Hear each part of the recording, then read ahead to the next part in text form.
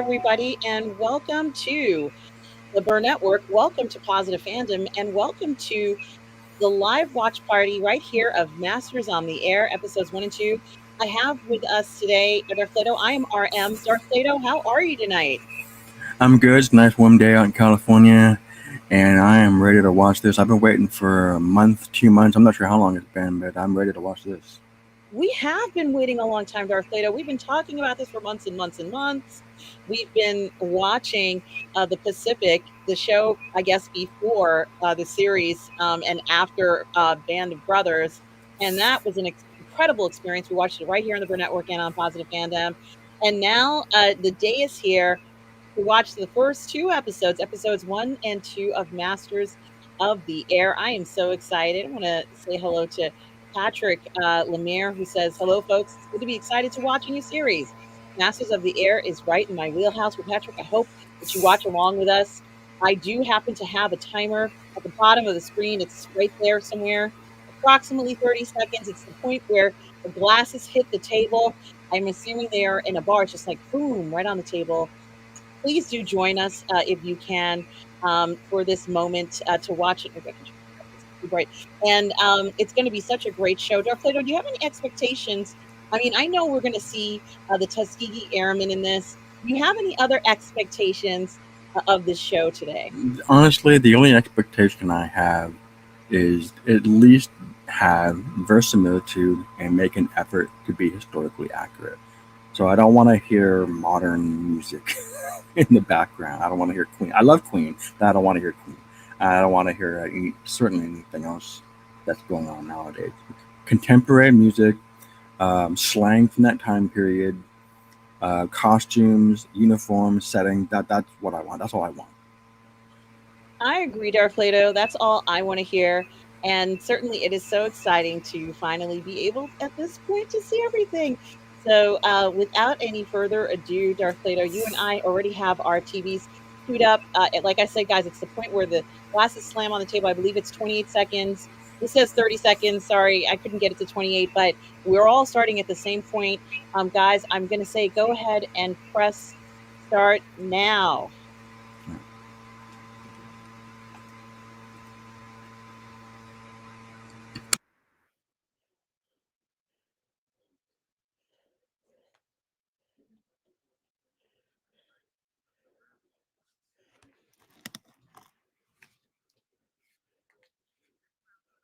You said Bucky Barnes.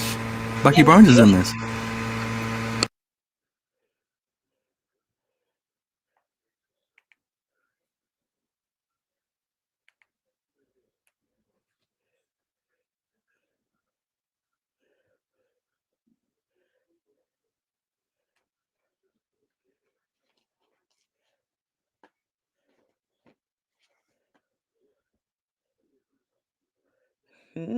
Romance right off the get-go. Wow. I gotta give him credit for that.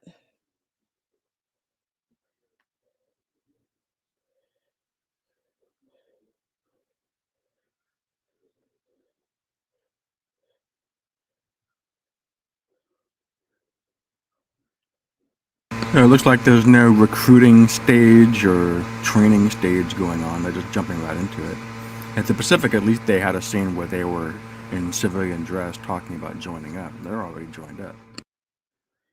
Well, I imagine it's gonna be like that because, um, yeah, I just imagine it would automatically be like that. I don't know if they have or haven't trained or not. We don't really know, do we? We don't know what training they've had yet, do we, Darth Plato? No, but they're commissioned, so they wouldn't be commissioned if they weren't trusted with responsibility.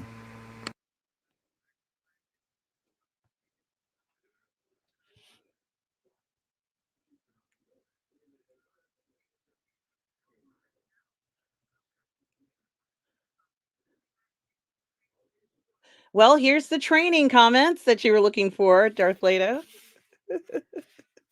I'm a little confused. Are they both named Bucky? I don't know.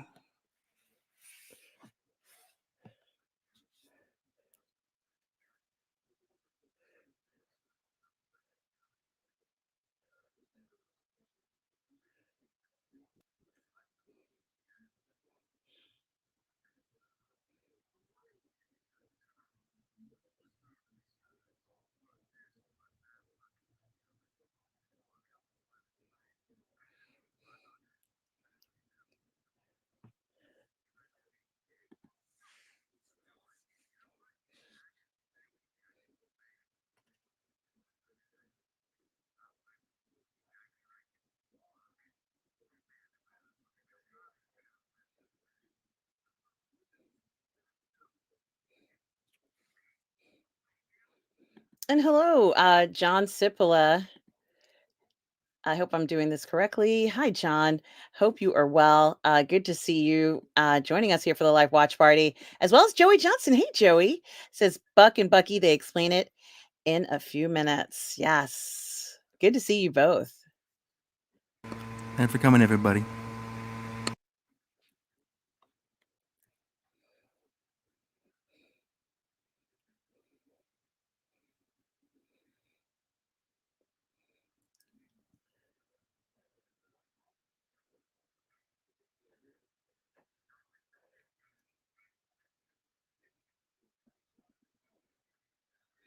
Well, that seems like appropriate time music.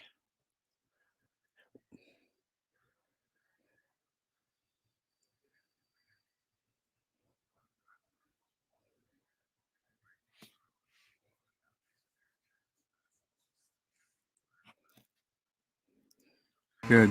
That means it's a proper period piece. Mm-hmm.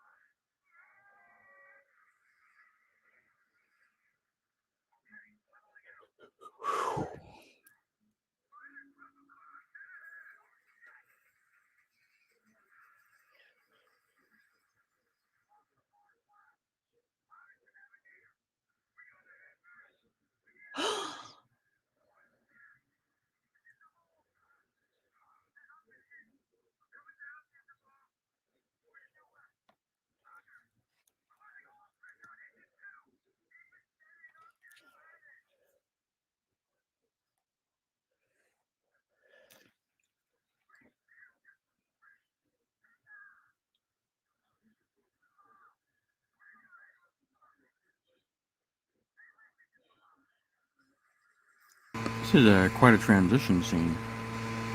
Not sure what's going on.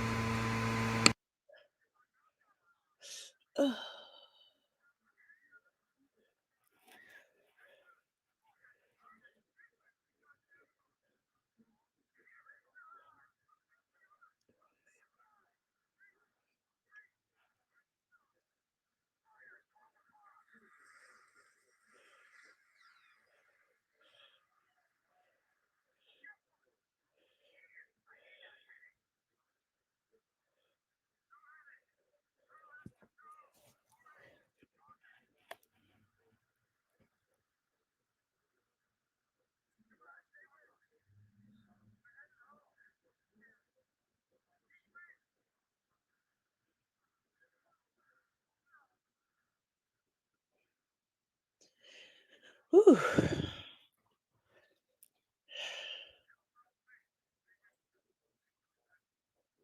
Yeah, that did get messed up.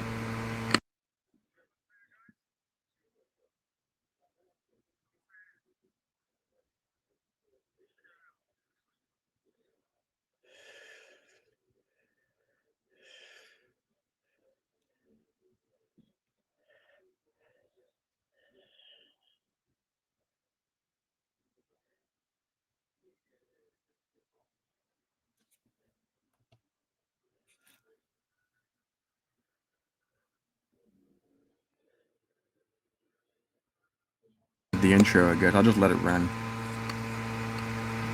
There's no skip option.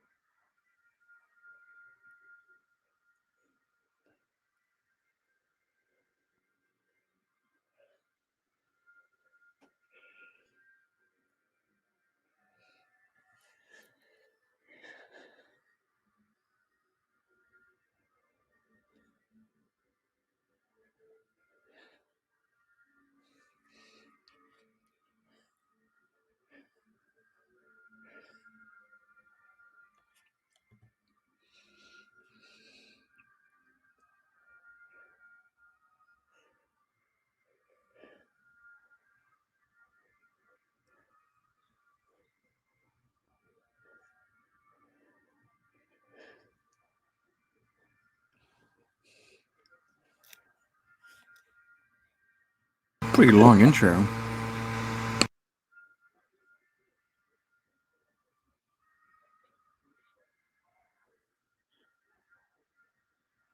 That was incredible. That beginning is incredible. That must have been so expensive. It looked unbelievable. Wow, that looked amazing. Oh my god, I can't. That was so good.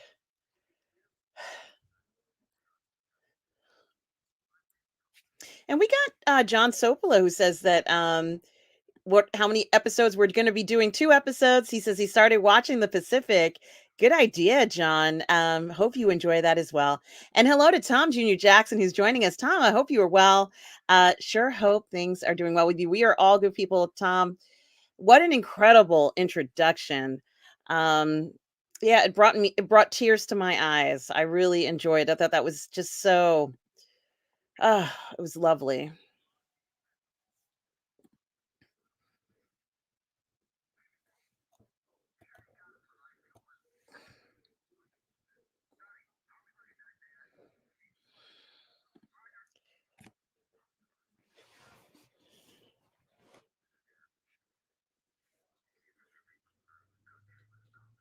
Mhm.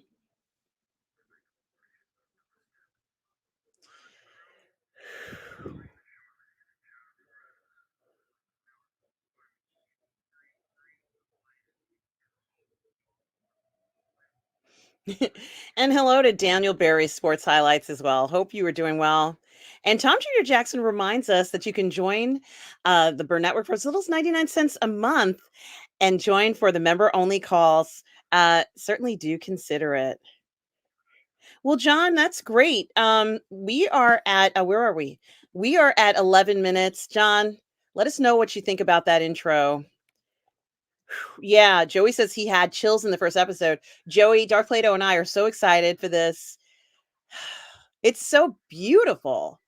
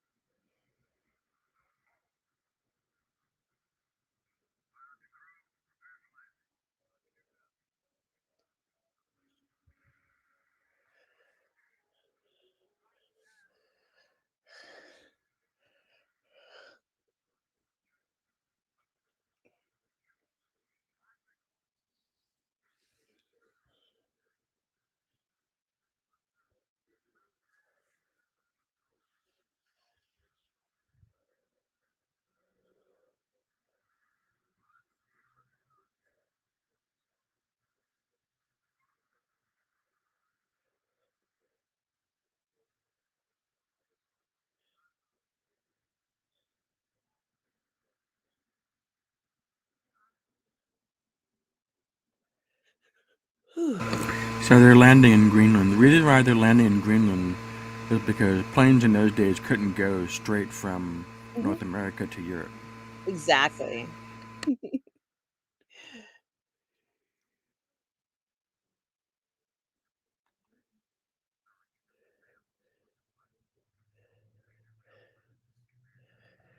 And so I'm wondering if we will see women because we know that many of the women flew some of these planes over, and they must have taken a route like this as well in some cases. You mean the wasps? Yes.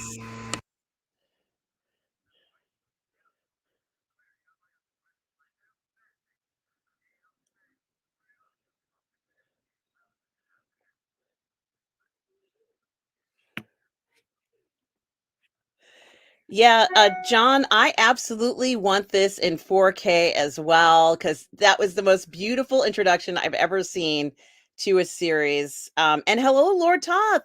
My favorite Mountie is here. Hi.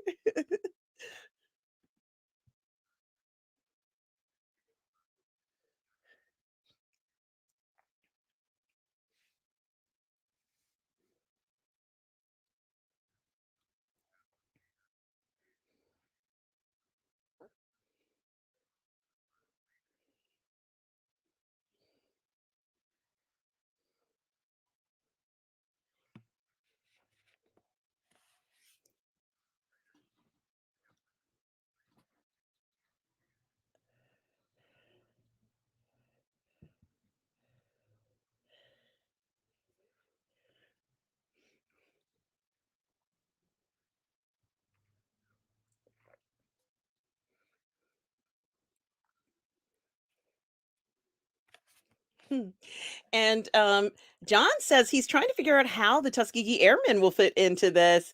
If it's in Japan, well, right now we're in Greenland, so maybe they went. Who knows what direction or where they might have been stationed and when? I don't know all of their destinations of anybody, honestly. So let's see what happens, John. How it works out. Maybe it's gonna be more locations than what we know. I have no idea what they're covering in this show. It should be interesting. I'm pretty sure they were in Europe. They were fighter pilots. And also, Joey says, yes, there will be women. Yes, Joey, I'm looking for the women. They don't have to be in this, but the ones who flew the planes over. I don't know whether they're even going to talk about it. Fairly recently, they got commendations for their service. So I thought maybe they might be in there. And Joey says, I watched it in 4K and had Dolby Atmos playing last night. I don't want to spoil anything, but certain moments were just so gorgeous or frightening. Yes, Joey, from that introduction, this is gonna be amazing.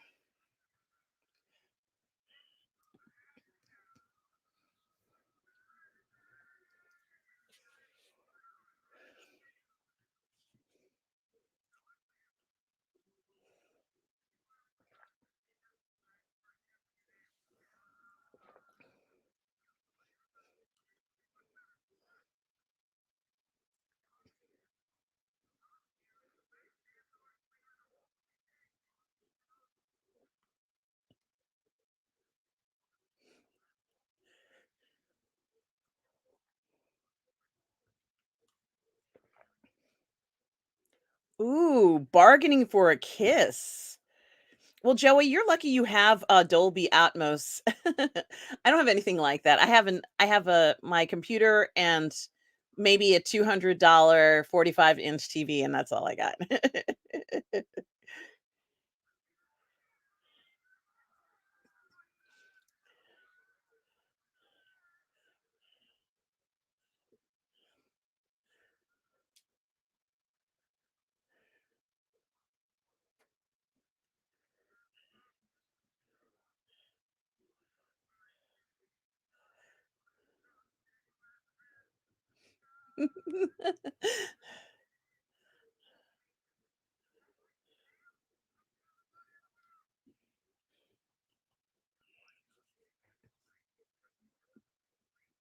Yeah, so I guess we were in England. Some point they skipped between Greenland and England.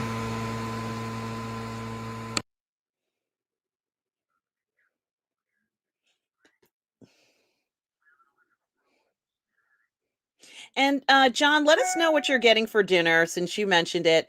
We are so curious.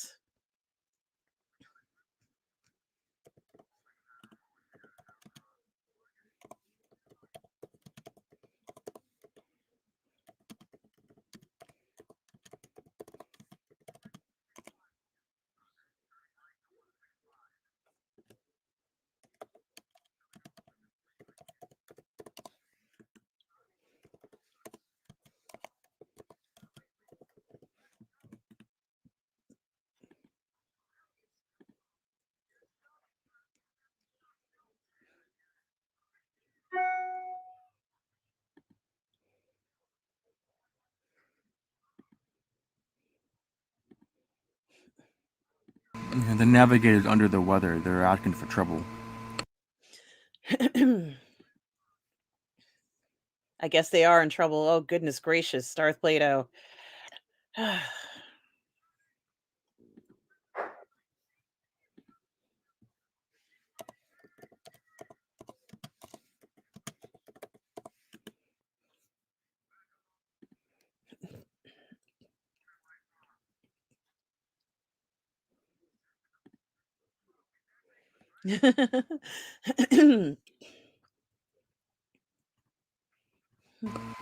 Or France, in which case they're in range of German attack.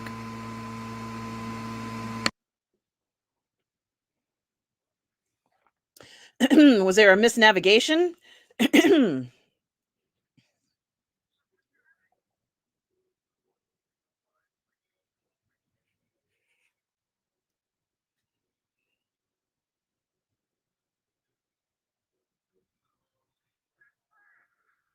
Uh-oh.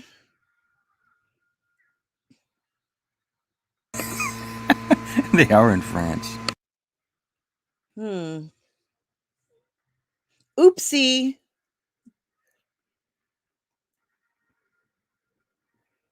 Pork loin. John Sipla's going to get some delicious pork loin. Sure hope you enjoy it.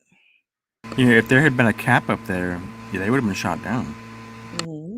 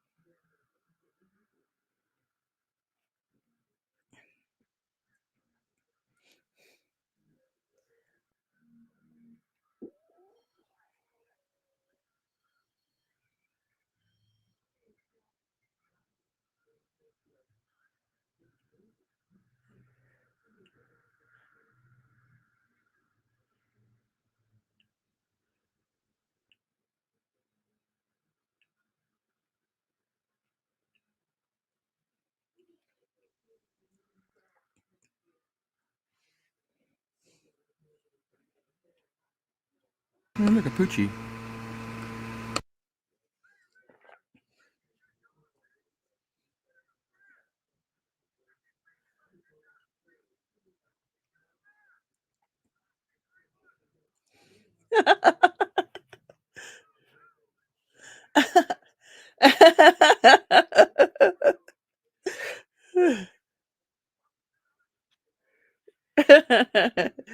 Seems kind of irresponsible to take a dog at 10,000 feet.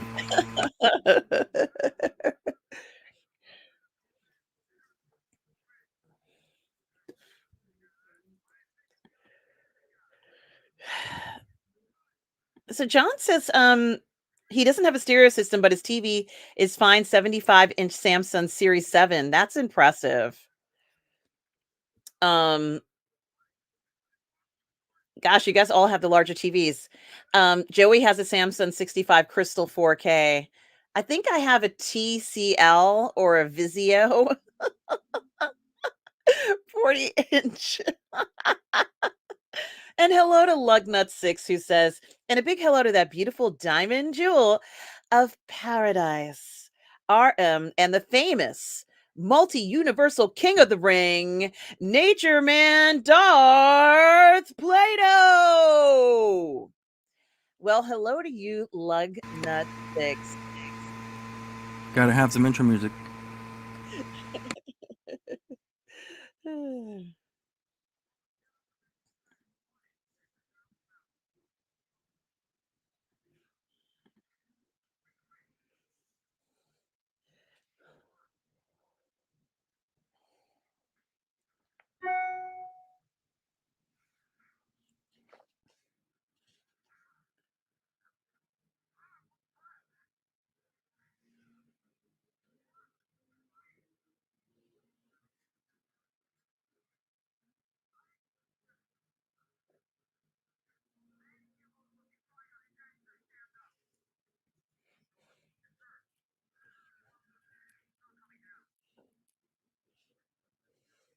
Already?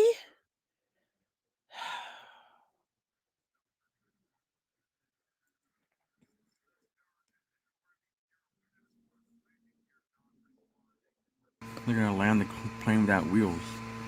Yeah.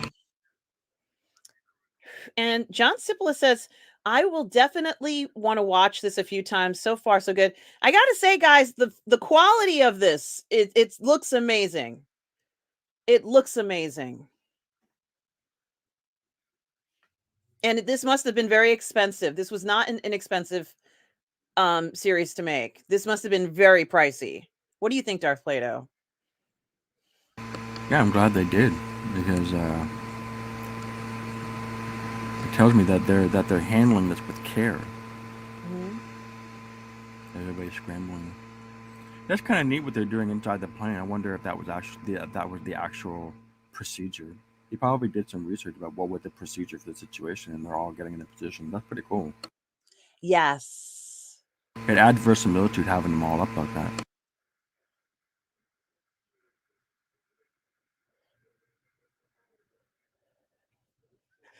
Oh my gosh.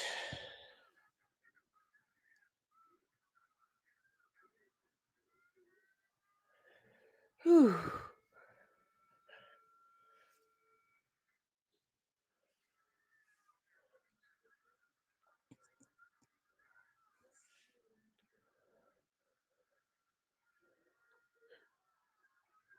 So they're worried about the gasoline catching fire, I guess.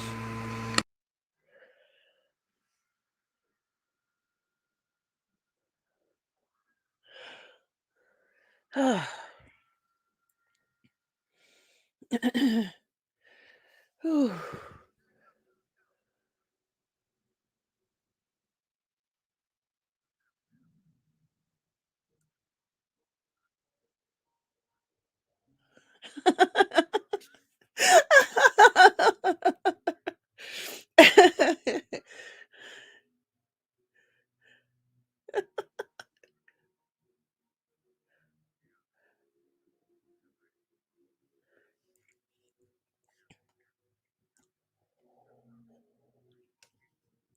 He covered his friend's ass.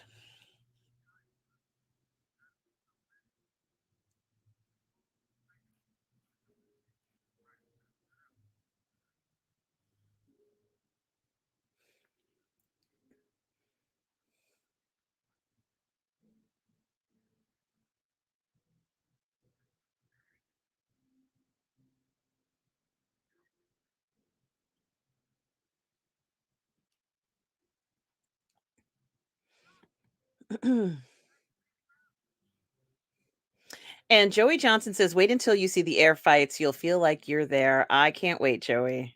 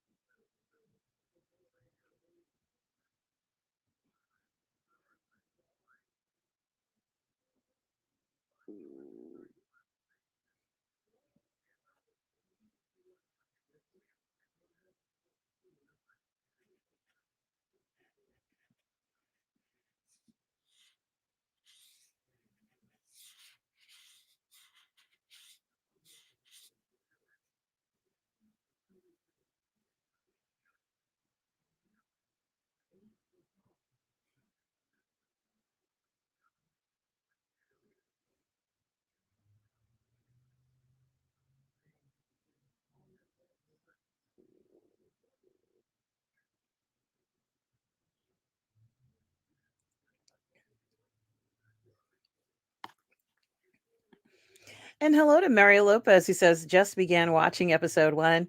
Mario, sure hope you are doing well and hope you enjoyed the episode. We're a little bit farther in on episode 1, but it's so good to see you here.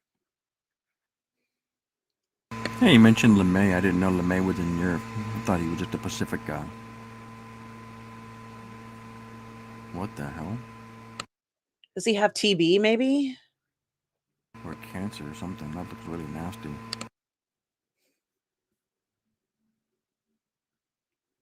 LeMay was a pretty intense guy. He was the guy who planned and executed the fire bombings of Tokyo.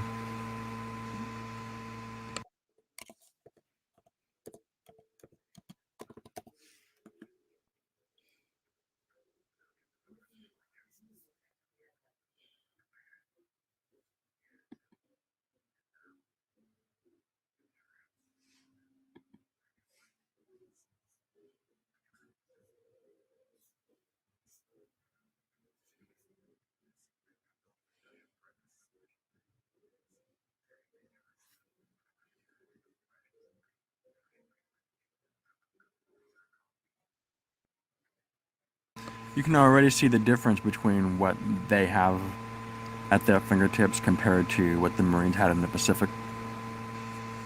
It is dramatically different.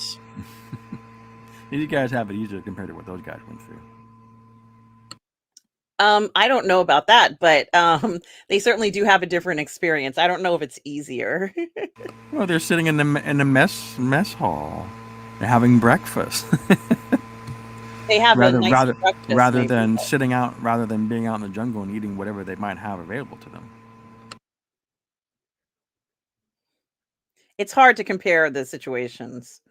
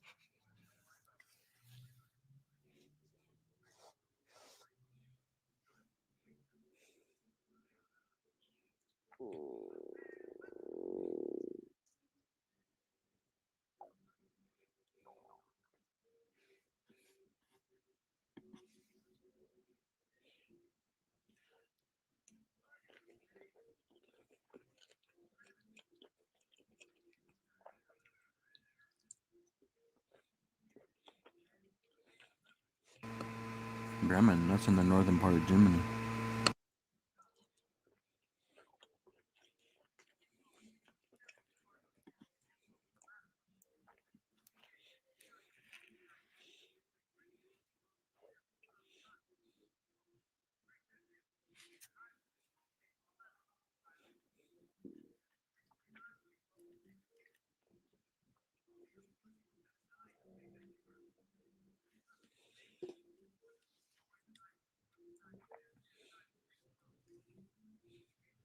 There's a little bit of intersection here with Greyhound.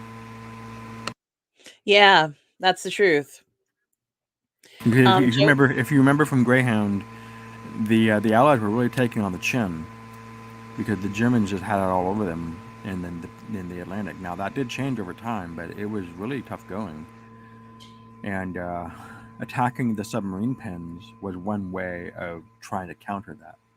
So that's what we're seeing here. They're being used right now to take care of a problem in the Atlantic rather than what's on the continent itself. absolutely. And I kind of do like the crossover of the two. As I said before, I had never really seen any kind of dramatization of Greyhound, Operation Greyhound or Greyhound. So after that movie, I do love that they're mentioning something like that, or at least a similar thing here in this film. And Joey says, yes, but up in the air is brutal for them. Crammed into that plane, I think it evens out the horrors. Ooh, Joey.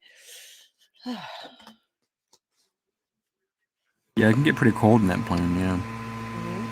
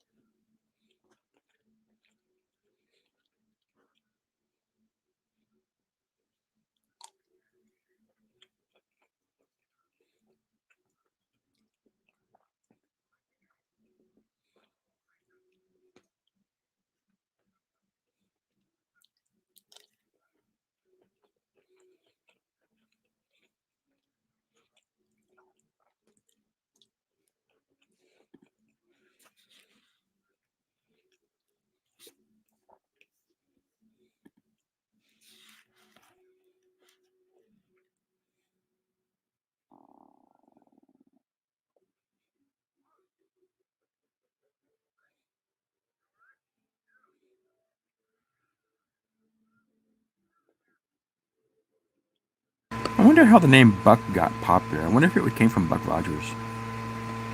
Yeah, that's a good point. It seems to make sense. It might be Buck Rogers.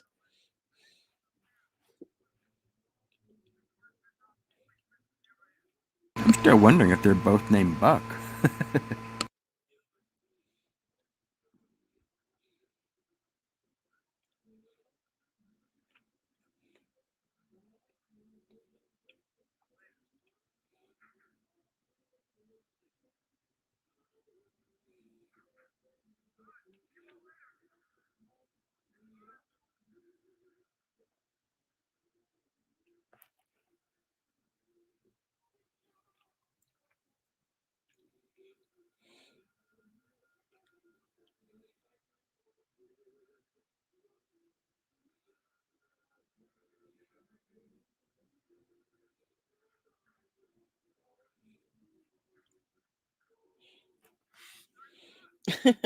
John Cipolla says he doesn't understand why they always go into combat with ties. I guess it's just part of the uniform. It's a discipline style. The belief was that if you look good, you'll feel good and you'll perform good. So, clean shaven, tie, shine shoes. It's an approach to discipline. There were different ways of looking at that even in those days, but that was the prevailing view. My old intern advisor actually wrote a paper about this and criticizing that old way of doing things. It wasn't necessary to do that.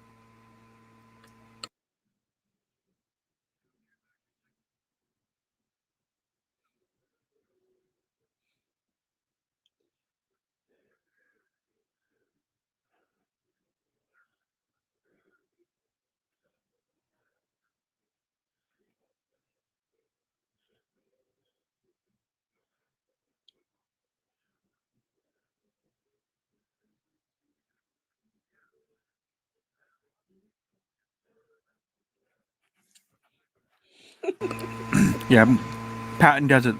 You also see it in the movie Patton, where Patton talks about that. If you don't, you need tie, shine shoes, clean shaven, or else you're not a real soldier. Hmm.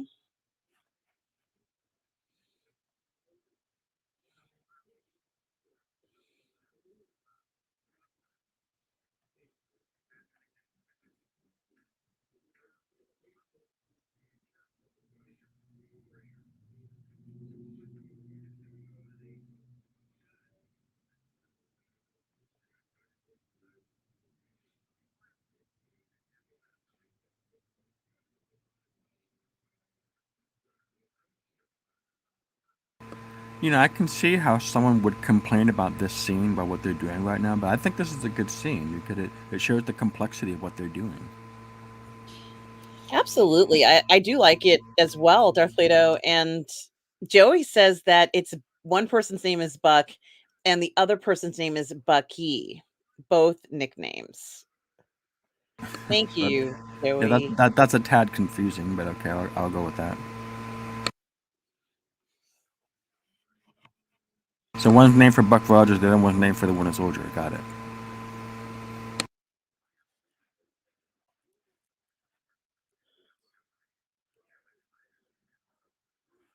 Hmm.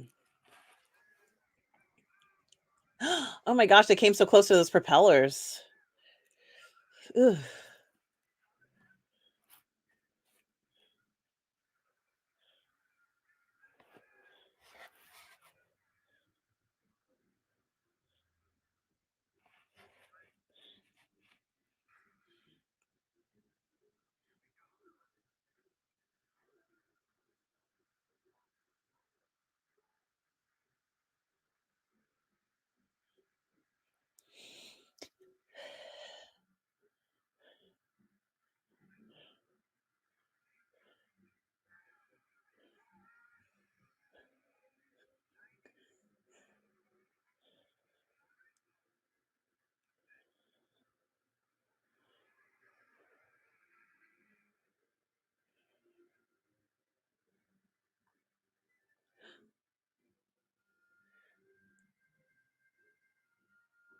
It reminds me of that scene in Band of Brothers where the planes are all taken off in a row.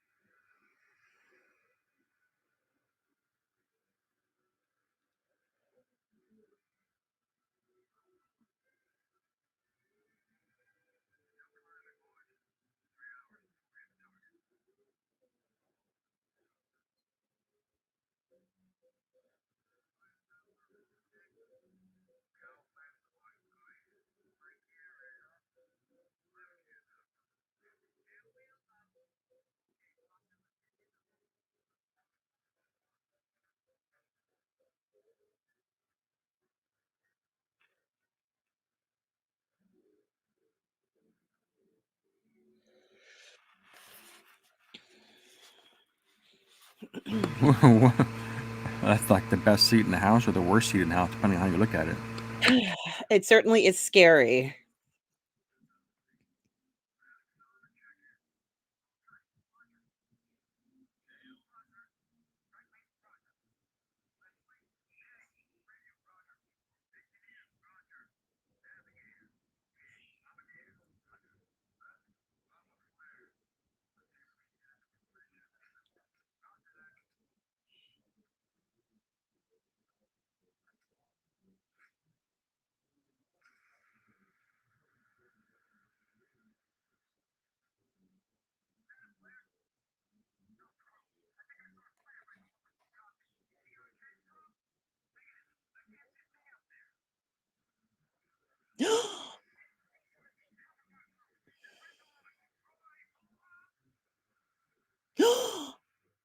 Oh god.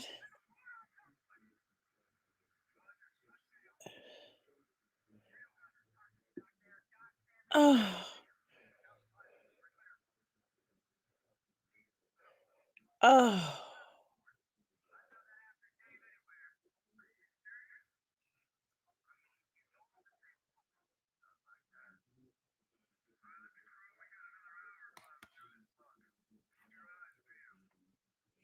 Oh, it's so beautiful.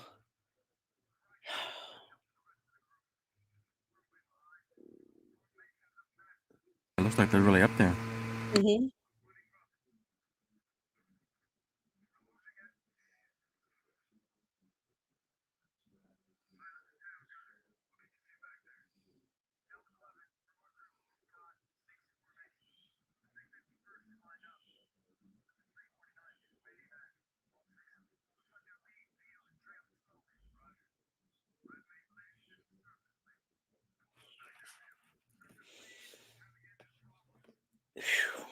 It's a lot to keep track of.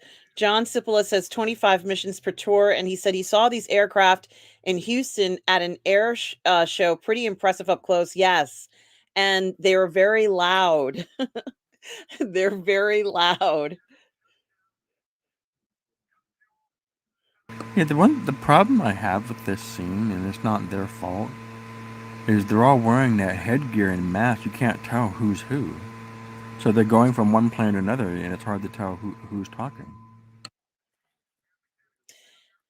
That's a good point, Darth Plato. And Joey says, I told you, Artem, I've never seen a show that's so beautiful yet frightening at the same time. You are right, Joey Johnson. It's just spectacular.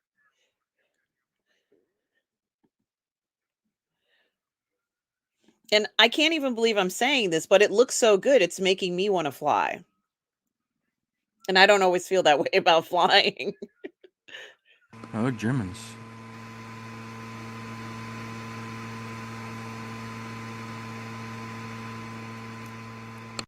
Yeah, these Germans have it easy.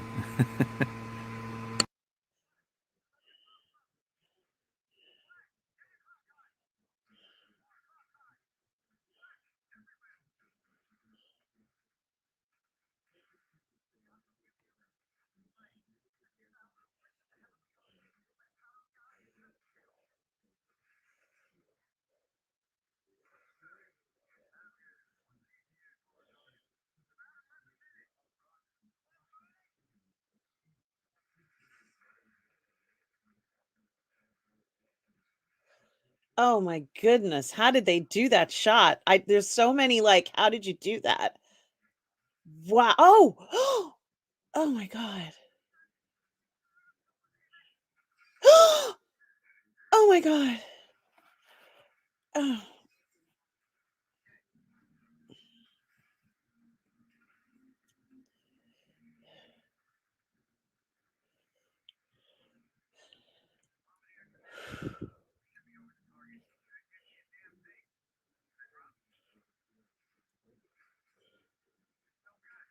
See anything.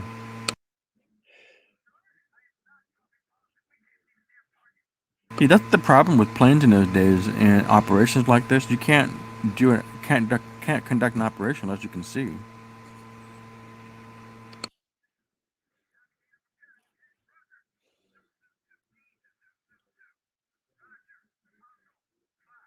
Wow, this is very bold to go in a different direction, and hopefully they'll see a little bit better. Well, they would have planned this out in advance. In the eventuality that you can't go to your target for whatever reason, what's your plan B? They would have had this planned out.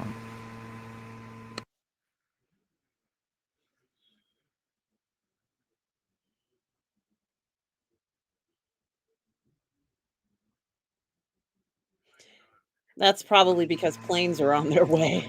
Uh-oh, here they Yep, come. that's right. They're not gonna shoot at their own planes, so that's why they stop those flak bombs. Yeah, they are way fast. Fighters were so much faster than bombers, though.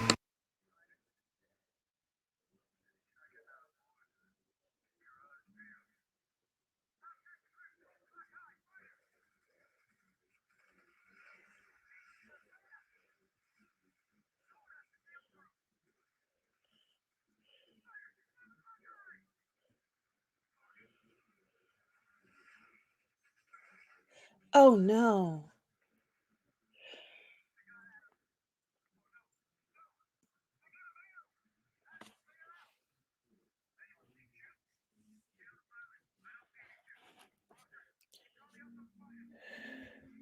John Cipolla says, imagine the Falcon Grunwell scenes, these George Lucas use these type of shots, especially with the bull turrets. Thank you, John. And also formation called the combat box.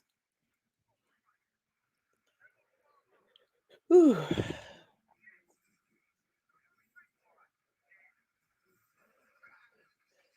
Oh no. Oh no. Oh no. Oh dear. Oh dear.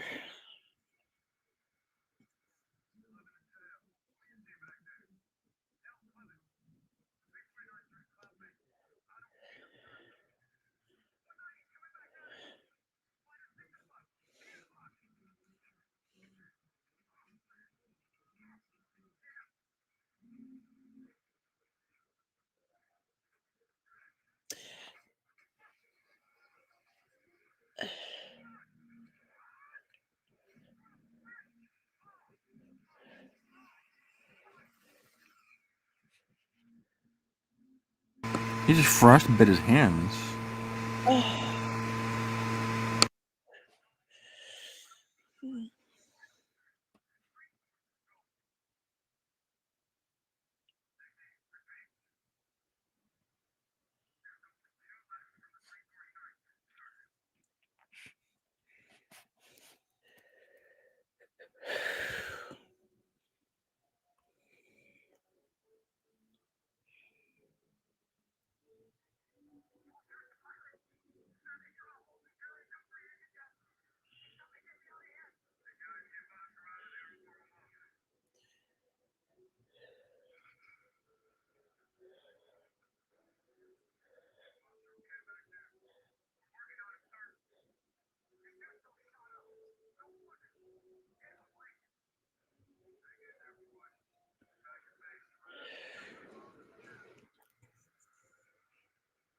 Oh, it's so beautiful. That these scenes are just so beautiful.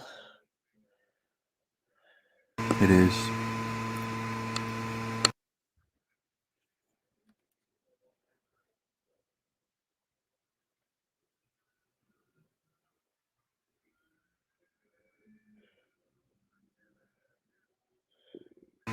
Looks like they're coming back early.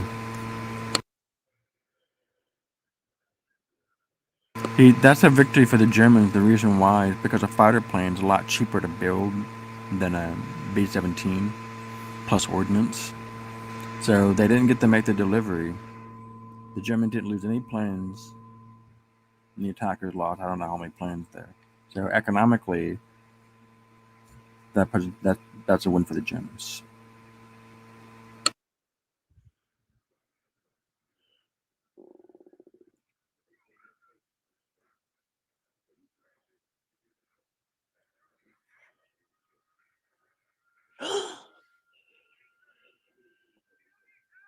What the hell? That guy's sick, man. Yeah, and Joey says, the rainstorms in the background when they are back at home base is gorgeous. It's amazing looking, Joey.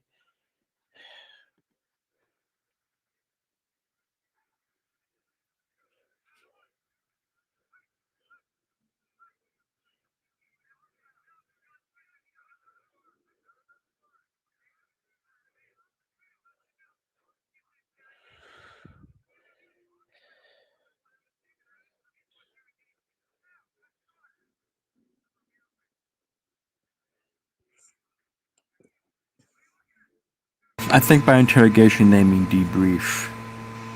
Yeah, I think so too. Look at the word debrief hadn't come about yet.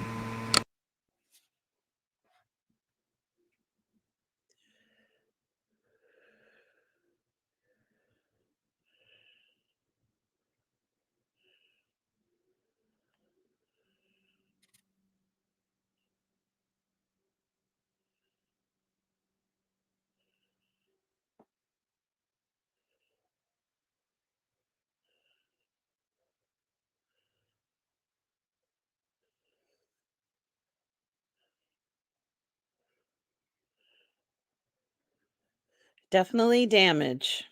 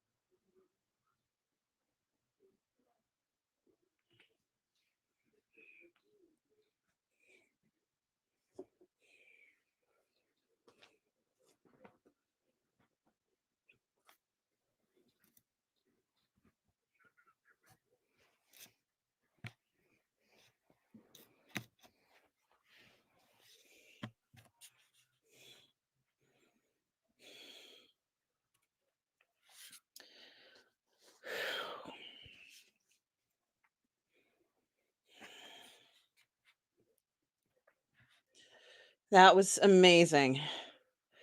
We have one more episode. So let's see how it does it goes into the next episode.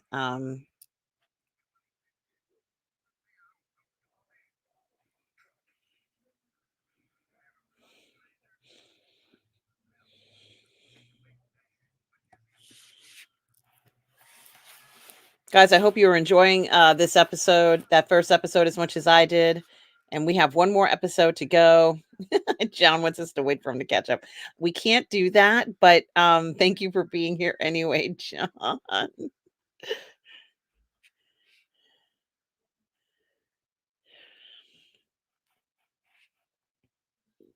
Okay. I'm just waiting for it to go around the dial where it says next episode. What about you, Darth Plato?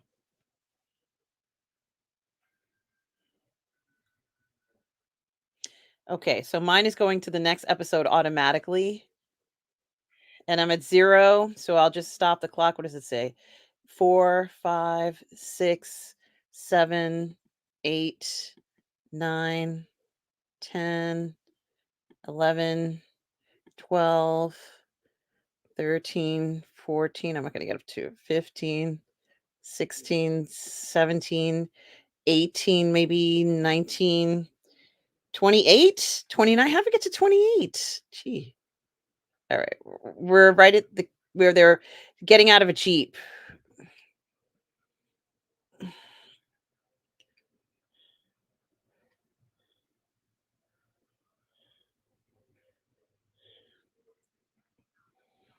It says 47, 48, 49.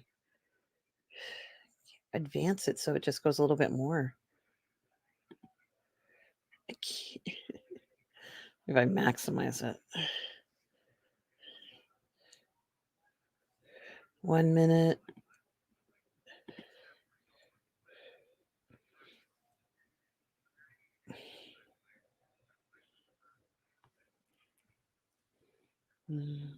Yeah. Okay. I think I got the timer right. I think.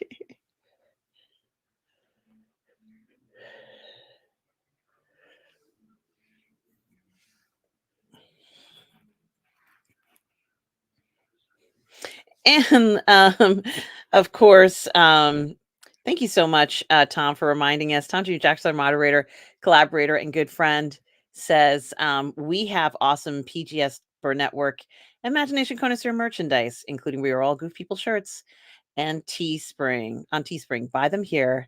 And we are all goof people, Tom. And hello, Linwood Kent. Hello. Says thanks, guys. Thank you, Linwood Kent, for being here. And thank you for everybody who's joining us here for the second episode of Masters of the Air.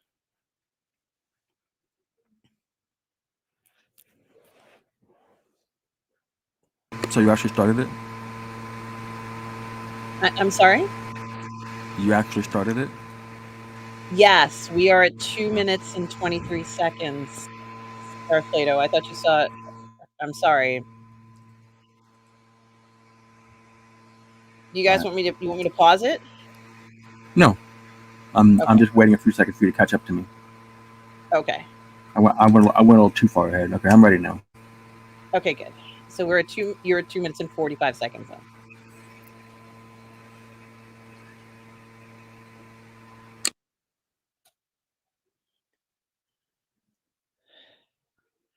Now, if there were parachutes up there, then they would have been landing in Germany. That wouldn't have been pleasant.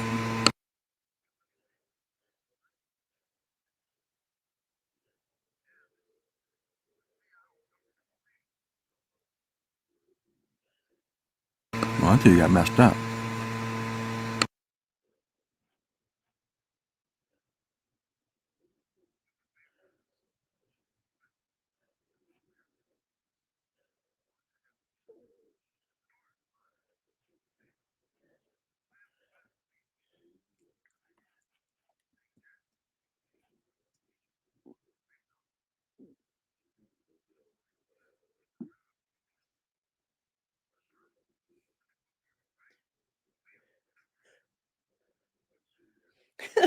Oh, because he's from New York? It's supposed to be like he can pound him.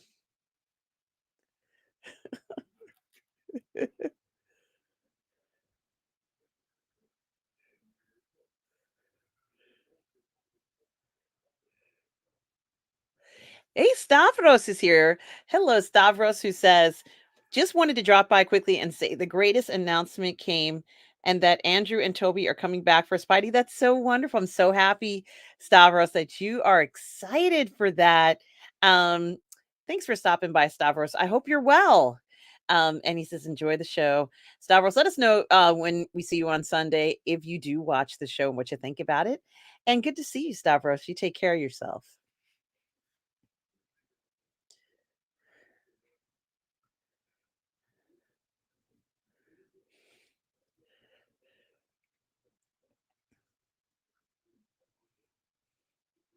Now this guy is not well. His this commanding officer is not well, but we don't know what's wrong with him. Unfortunately, it seems like he's very Yeah, sick.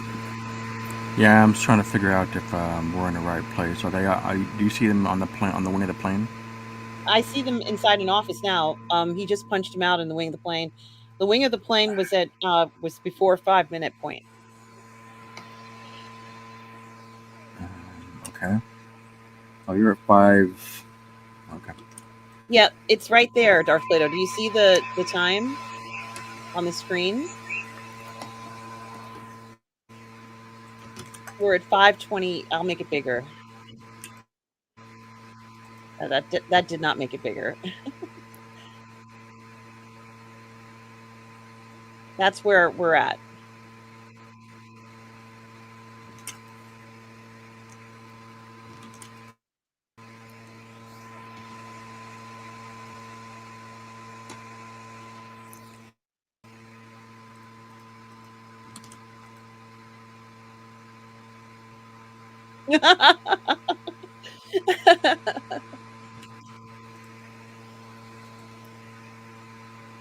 Okay. Now they're on the wing of the plane.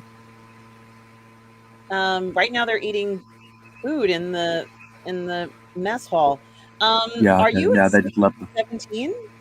Are you following, like, I put the time, are you at the timer point?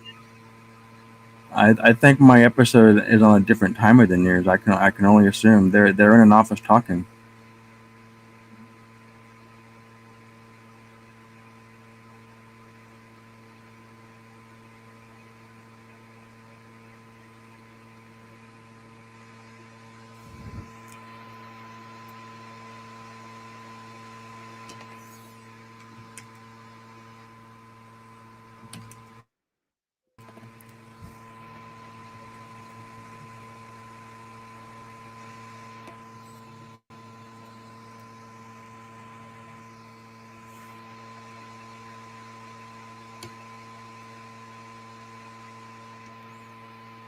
Oh, that's kind of lame.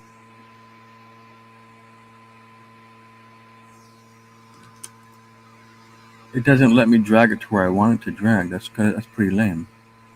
Okay, I think it's correct now. Okay, what do you see? Skip intro. Hmm? What I'm seeing is where it says skip intro, but I'm not skipping the intro because I want to see Skip it. skip intro. Where I see it, they're in the mess hall. Okay. Yeah, I'm almost 8 minutes in.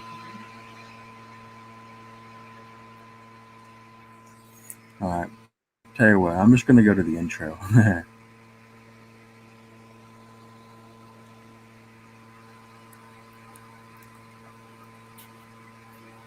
Are you gonna skip intro or watch the intro? I'm watching the intro. I liked it. Okay. All right. Tell me when the intro ends. I will. I will. That's how I'll know we're at the right place. If for some reason, when I try to drag the timer to the right place, it for some reason it'll either go forward or it'll go forward or back. It won't stop right where I want it to stop. So I have to go ahead of you and wait for you.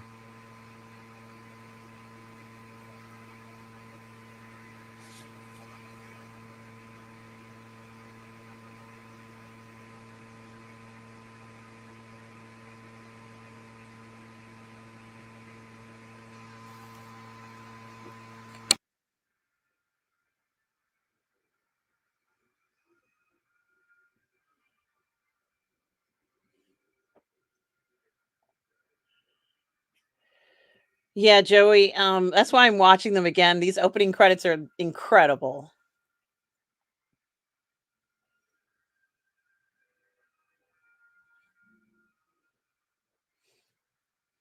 And I wonder if we're going to find out about this, the commanding officer's ailment. I think he has TB. I could be wrong, but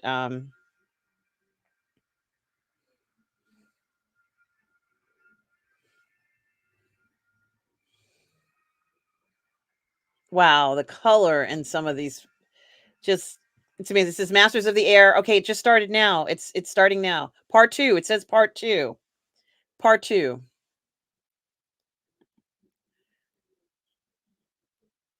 And now they're on an airfield where their women are raking up the hay. I don't know if that makes any sense, but the guy's on a bike. 3 weeks later, July 16th, 1943.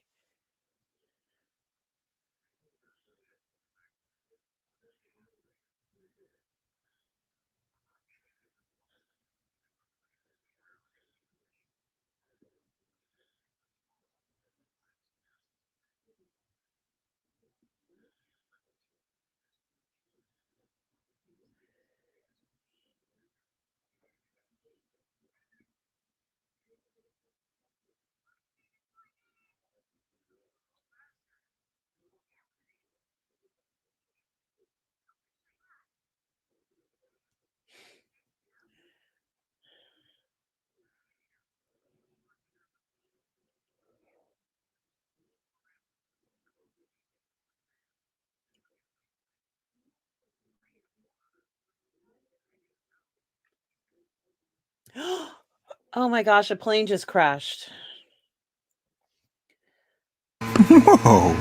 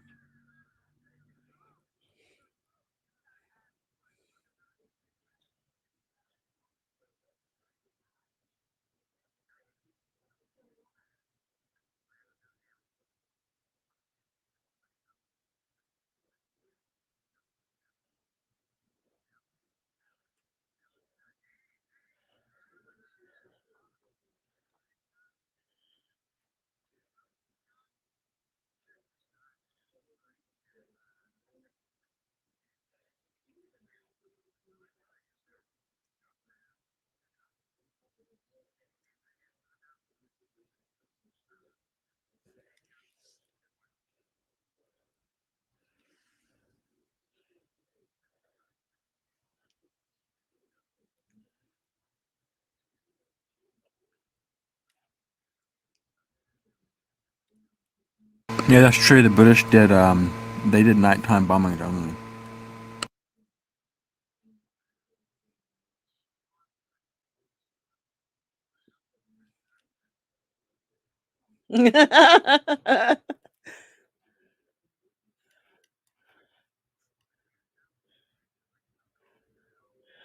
Oh boy. Oh boy. Yep, and John Cipolla concurs. Brits bombed at night, we bombed in the day.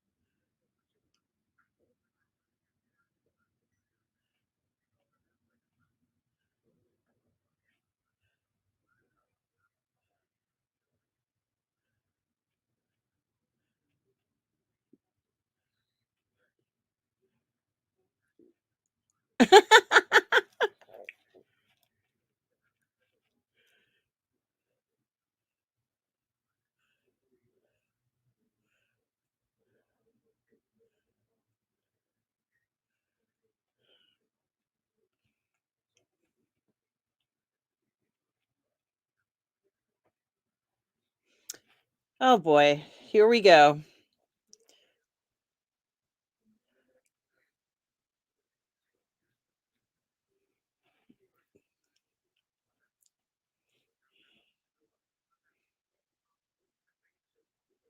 Oh my goodness gracious. Come on, guys.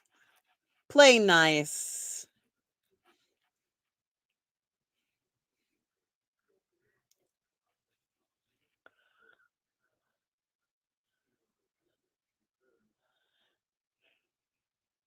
They're not gonna fight, are they? Like fist fight.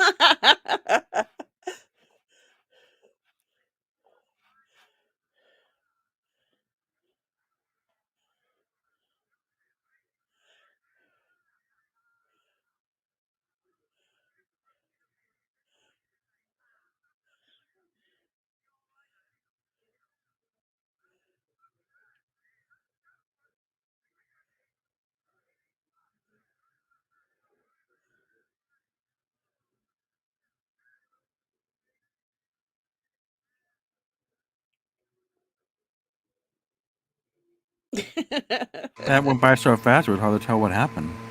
Someone, I think they just needed to say that they were gonna do it. I don't think they ever had any intentions of beating each other up. A lot of smack talk.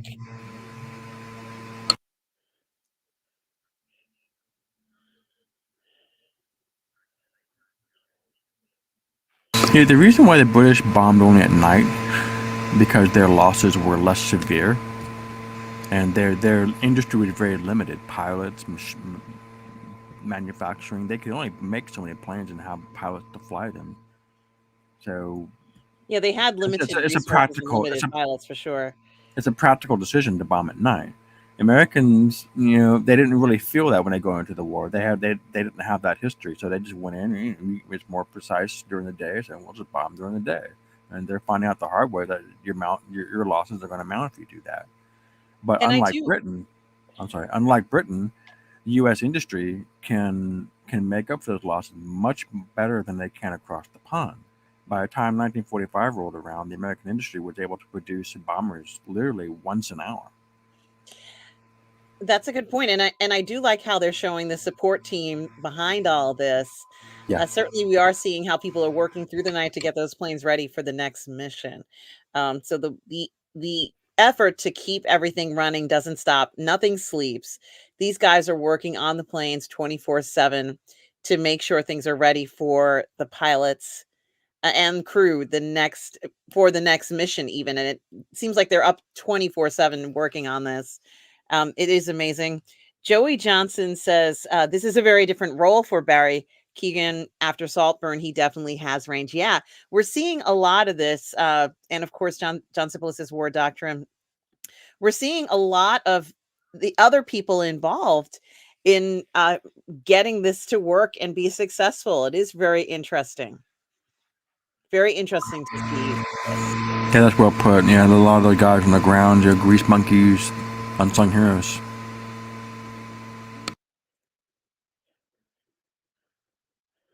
But to be fair, they're not the ones going up into the sky getting shot at. So, to be fair. So they're going after the submarines again. This time they're going to be flying over the North Sea. Now, I'm not sure about this, but I'm pretty sure that the Germans built their submarine pins with reinforced concrete so you couldn't bomb them from the air. So maybe that was just in certain locations rather than all their locations. I know they did that in the west coast of France, so that when after D-Day happened, they had to send troops down the west coast of France to clear out those U-boat pens manually because they couldn't hit them from the air. That may not have been the case in Germany and Norway.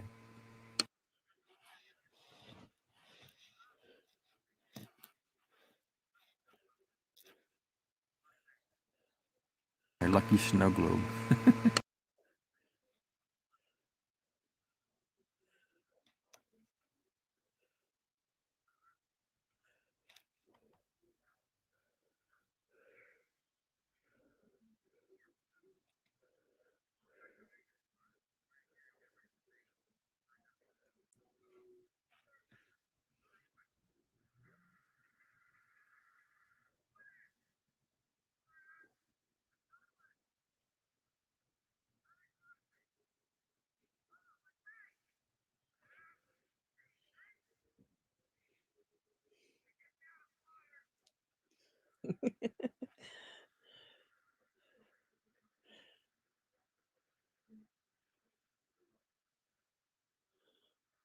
Now this is gonna be, I guess, for, the character that Butler plays, maybe his second mission.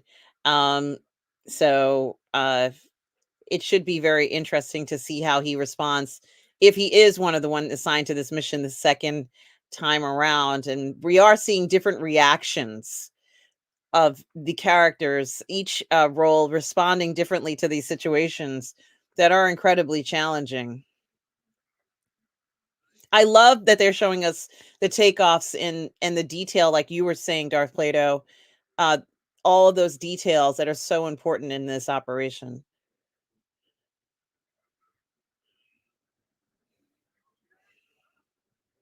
Yeah, some people might get bored by the minutia, but I think it adds to verisimilitude.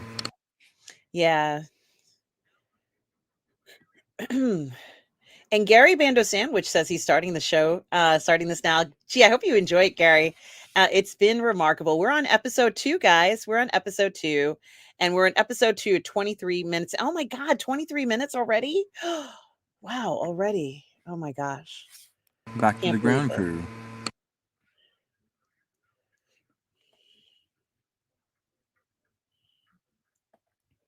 Oh, I see what they're doing. Yeah, they're gonna burn the oil.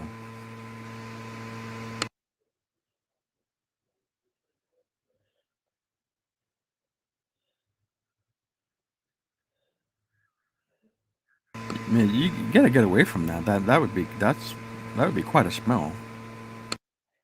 Yeah.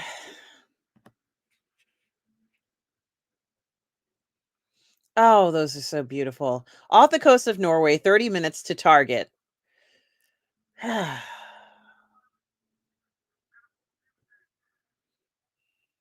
we're getting a bit of a crossover with Narvik. Yes.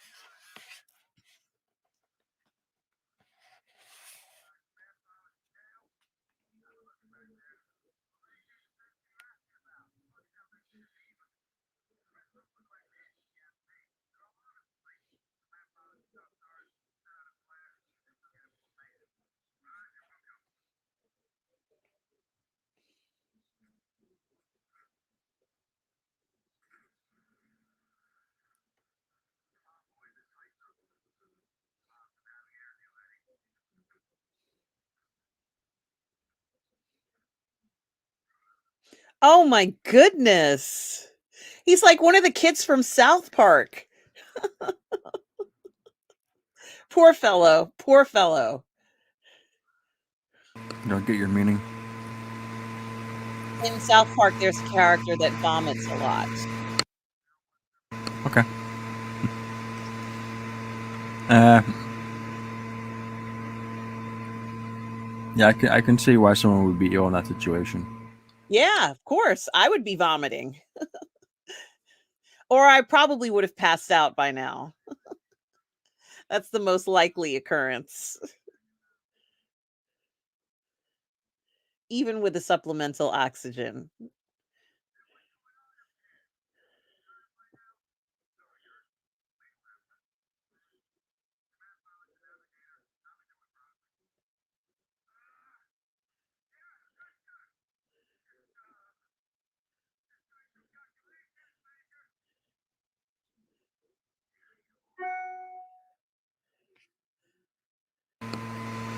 He's not doing calculations. He's looking out the damn window. And vomiting. He's vomiting. It's really affecting him. Yes, John Sipolis says air sickness is real. Yes, John. Yes, it is.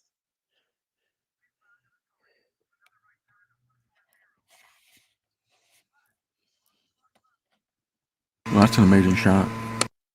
Isn't it though? There is so much beauty in this show.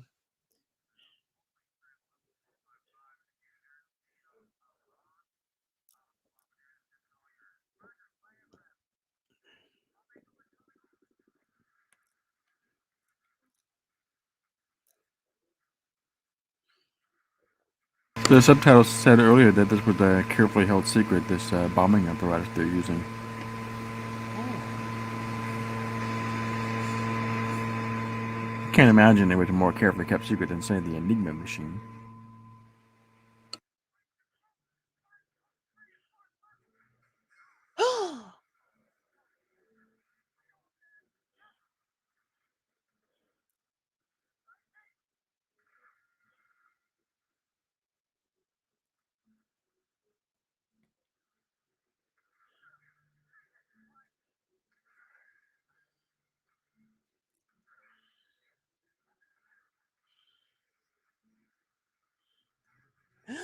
Oh no.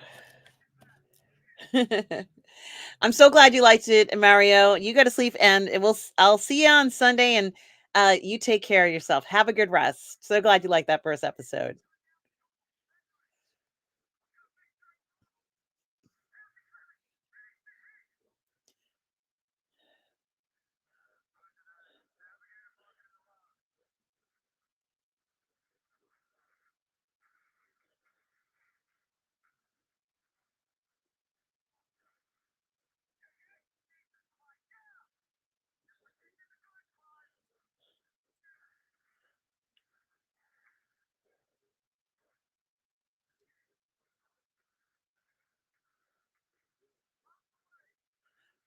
All right.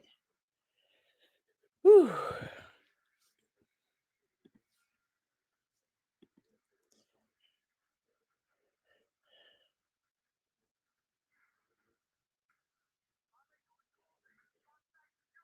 Yeah, bombings are really imprecise in those days, though.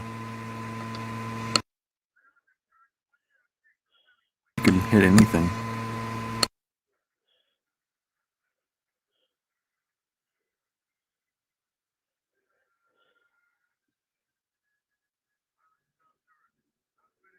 Oh, it's gorgeous.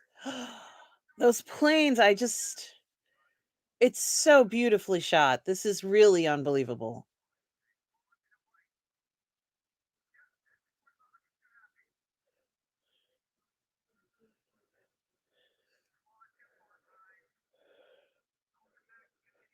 Well, if they have to go in the water, they're going to be really cold.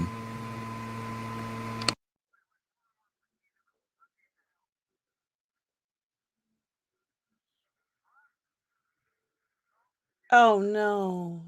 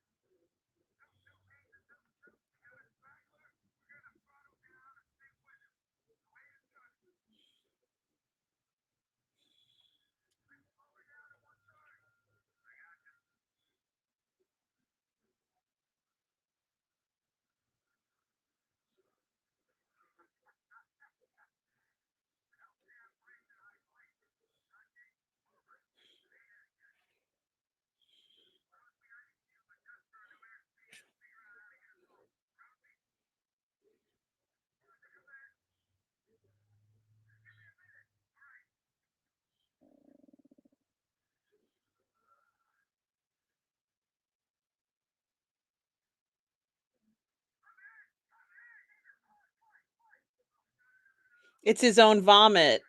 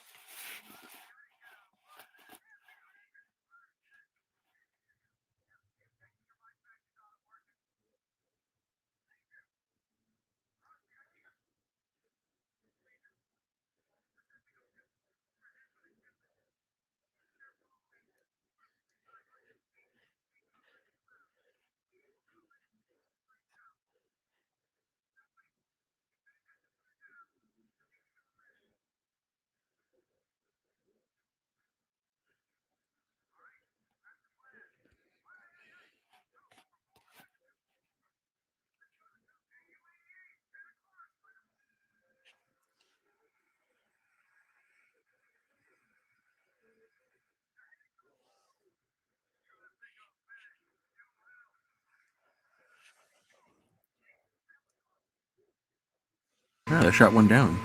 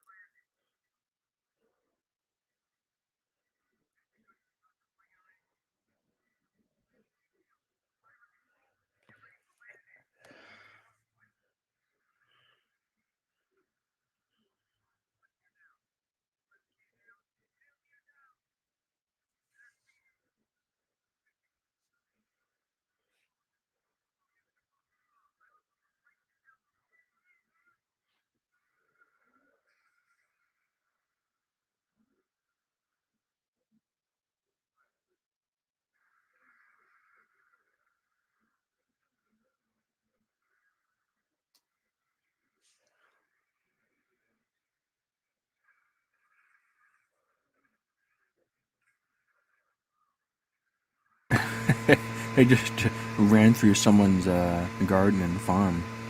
Oh, thank God they made it. Oh, thank God. Oh, oh, goodness gracious. Oh, thank God.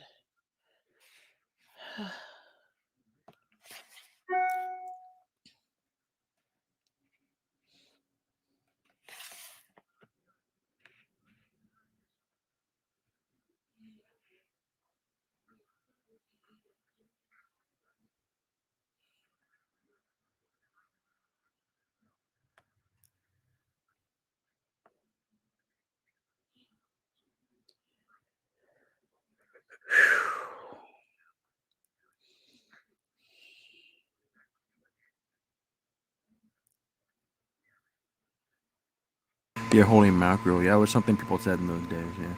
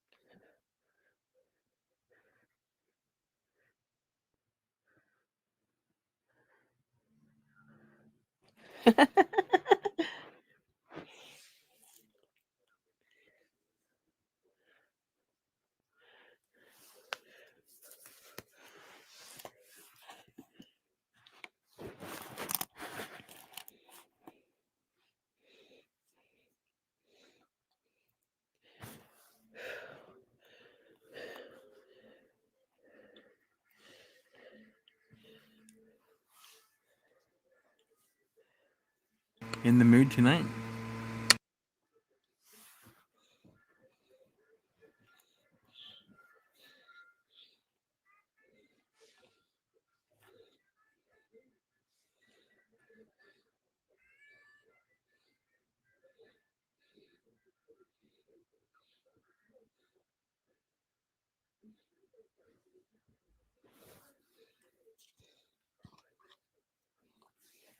What?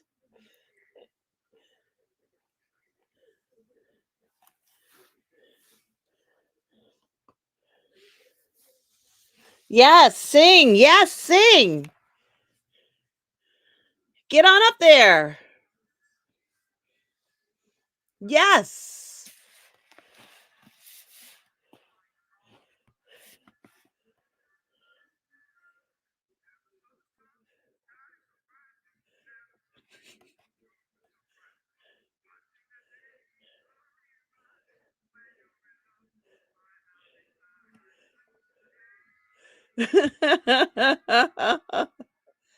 Nothing but blue skies do I see.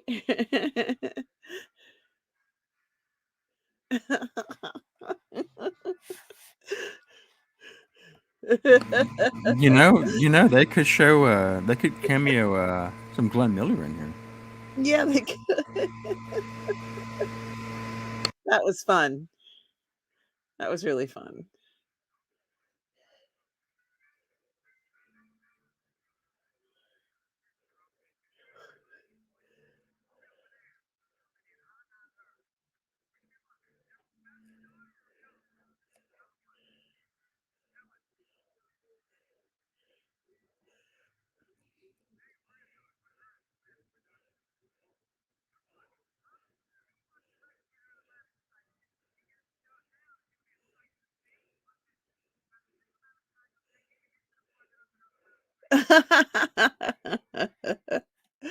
Ah.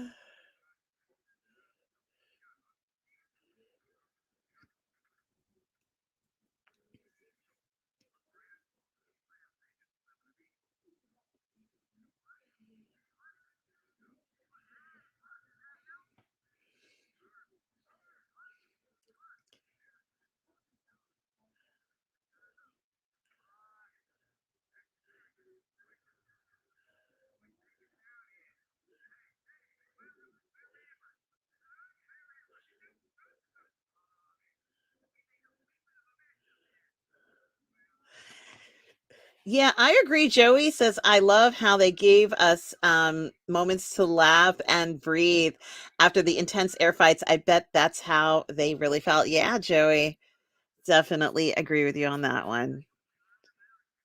Why they had it easier than the guys in the Pacific. I disagree with that. I think they all had it hard. So I don't think whether one is harder than the other. I don't know about that.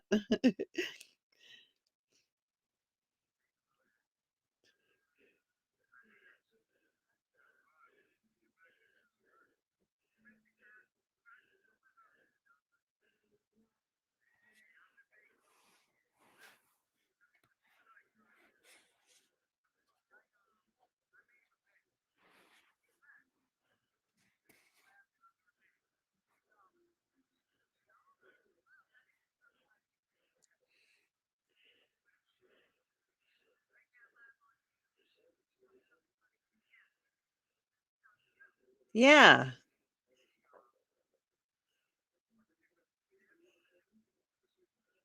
I don't know. What?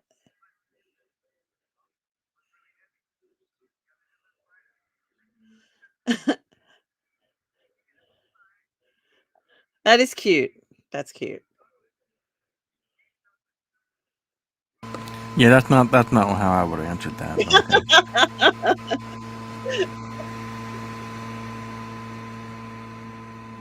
Yeah, I'll tell you later how I would have answered that.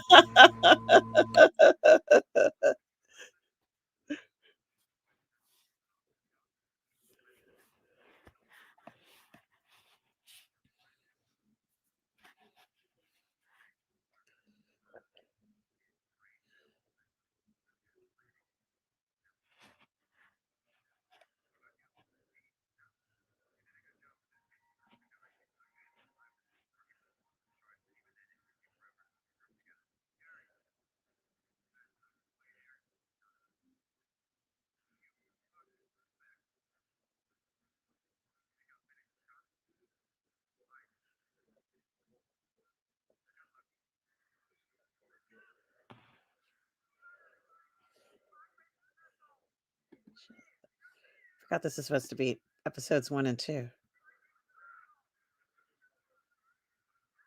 Oh, it's fine. It doesn't have episode. Yeah, it does.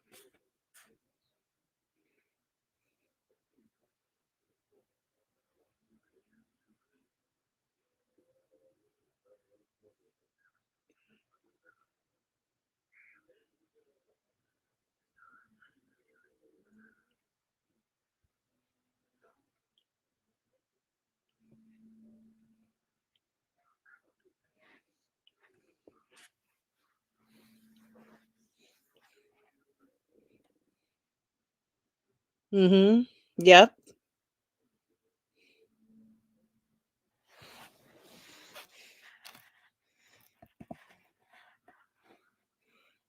The Germans were still running air offensives in England, it seems. They wouldn't be doing that for much longer, though. The war is advancing to the point where they were no longer able to run offensive missions like this.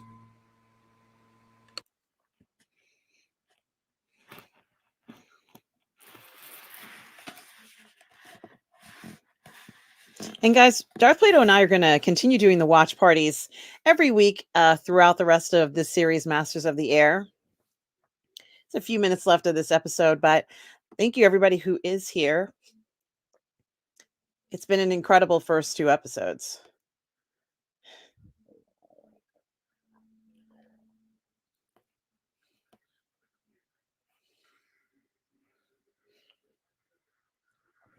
That's it.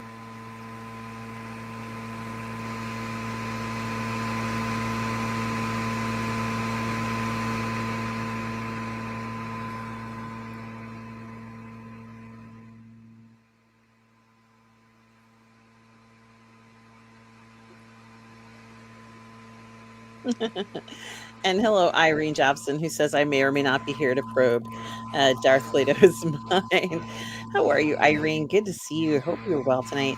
Also want to say hello to John, who says, wish you would do From the Earth to the Moon. Yeah, maybe we will, Darth Plato. Maybe we will do that series coming up. But Darth Plato, I just thoroughly enjoyed this first two episodes of the series. Just so spectacular, so beautifully shot. It's gorgeous. Yeah, it was a good What a series. beautiful series. Yeah, amazing. Oh gosh, and I hope all of you who are home watching this series feel the same way. This is extraordinary. We're very lucky to get something like this, and I'm just so grateful that we can go ahead and get something that is of this quality. I've never seen anything shot so beautifully. It is remarkable, and the suspense is killing me. I'm wondering what's going to happen over the next few episodes. Star Plato over the next 8 weeks or so when we do this. Joey says that he watched it the second time around with us too, and he enjoyed it. Can't wait for next week. Same here, Joey. It's exciting to see something so beautiful. Yes. Yes, John, we've seen Band of Brothers. Yes, we certainly have. And John, we watched the Pacific last over the last few weeks kind of like anticipation of Masters of the Air. Um, uh, Band of Brothers is such a popular series, and I wanted to go ahead and watch along with Darth Plato the Pacific. I felt like we needed to give that show a little more attention, and I'm glad we did. Also, Irene says if you do Earth to the Moon, I demand a skating rink get together. Yeah, that would be wonderful. I would just love that so much. Irene, one of these days we will do something like that. And Darth Plato, any last thoughts of these first two episodes that I think are nearly perfect? Yeah, this is everything I hoped it would be. Um, um, I have very little complaints about it. The only thing that really gives me pause is it's hard to tell one character from the other when they're in the plane because of the mask and the headgear. But other than that, I can't think of anything else negative to say about it. It's just really positive all the way through. And it looks so good. This is exactly the type of thing I think that captures really the mysticism of being a pilot. Some of you who are in the chat, maybe, or whoever watched this, might have been or maybe are a pilot. For those of us who do not fly, like myself, it's fascinating to see the lives of these characters and truly just a beautifully done series. I really want more and more and more. I kind of wish they had after they do this, whether there is an extended version or director's cut or whatever. But certainly enjoying this. Darth Plato, thank you so much for joining me. Everybody, we're going to be back next week at 5 o'clock. to continue.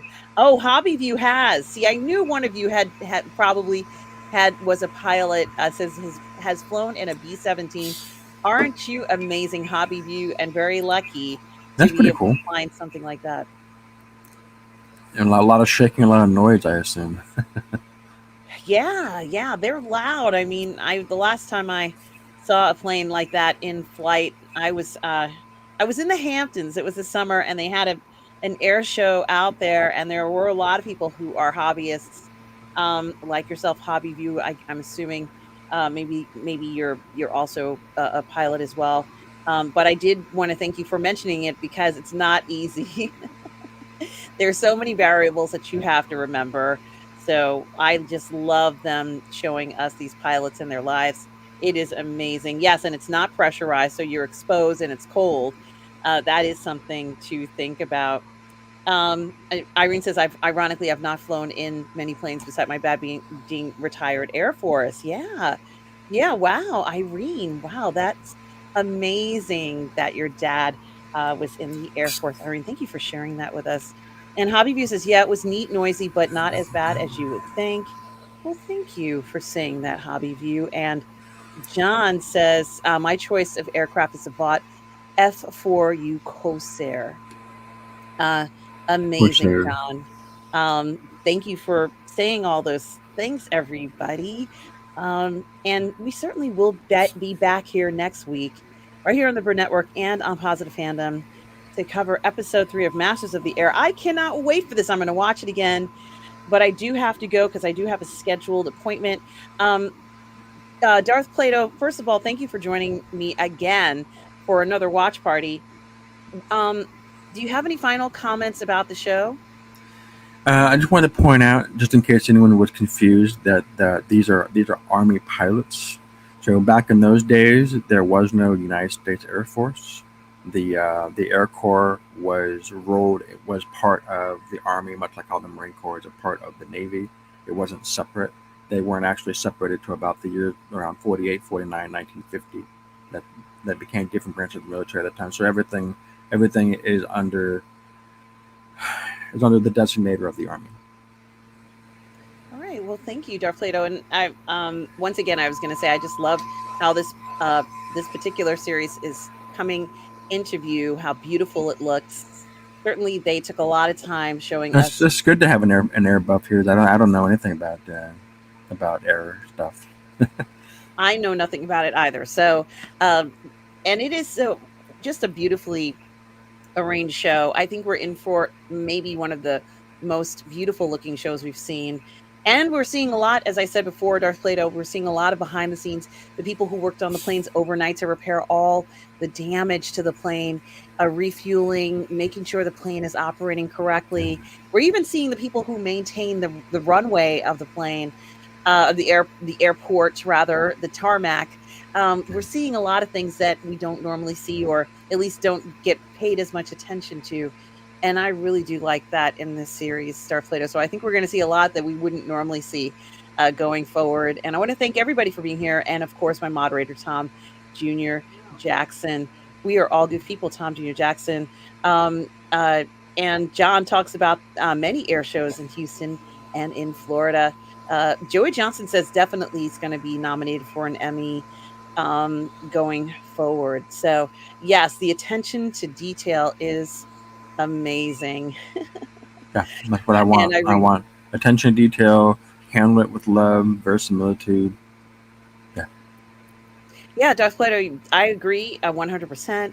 And certainly so grateful that you're here to review the series with me. I want to thank everybody for being here tonight. We will be back here next week to continue this. I'll see most of you on Sunday brunch. I hope everybody is doing well and certainly do appreciate the support here.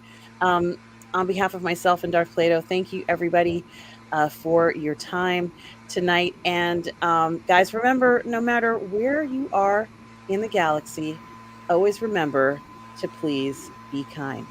Take care, everybody. thanks for coming.